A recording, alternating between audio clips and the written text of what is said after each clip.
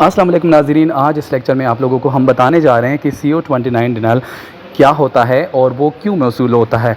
CO29 denial जो होता है, टाइमली फाइलिंग लिमिट जब एक्सपायर होता है तो वो डिनाइल आपको मौसूल होता है। जब आप क्लेम लेट फाइल करते हैं, इंश्योरेंस को बेचते हैं, तो इंश्योरेंस इस तरह के डिनाइल आपको सेंड कर देता है और उसके लिए आपको क्या करना चाहिए वो सोल्यूशन भी आप लोगों को हम बताएंगे इस लेक्चर में। यहाँ पे जो हमारे पास डेफिनेशन है वो पढ़ते हैं। In medical billing CO29 denial refers to a denial where the service or claim was submitted after the time limit for filing has expired. ठीक है, जब आप क्लेम फाइल करते हैं और टाइमली लिमिट एक्सपायर्ड हुआ होता है। इसके अलावा CO stand for contractual obligation यानी प्रोवाइडर एडजस्टमेंट, और 29 जो है वो किस चीज़ को रिप्रेजेंट करता है, ये इस डिनाइल कोड को यानी टाइमली फाइलिंग के कोड को जो है वो रिप्रेजेंट करता है, यानी क्लेम लेट फाइल हुआ होता है।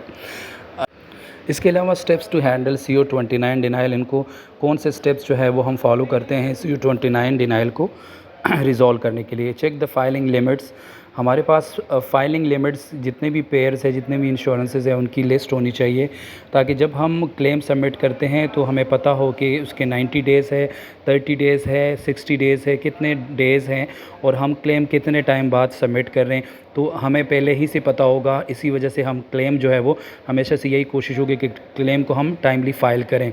ठीक है, इसके अलावा रिव्यू डॉक्यूमेंटेशन, जो हमारे पास डॉक्यूमेंटेशन है, verify if there was a delay due to documentation issue or an other internal processes. If you have a proof of timely submission, you may be able to appeal.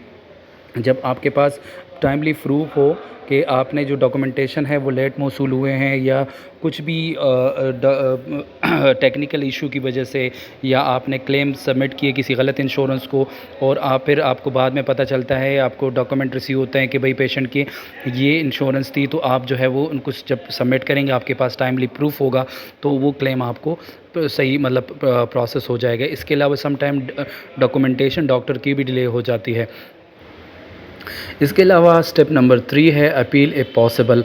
अगर appeal possible हो तब ही आप appeal send कर सकते हैं, otherwise आपका appeal भी deny हो जाएगा। अगर आपने क्लेम सबमिट ही लेट किया है, आपकी वजह से है, तो वो कैसे अपील आप भेजेंगे, वो इंटरटेन नहीं होगा।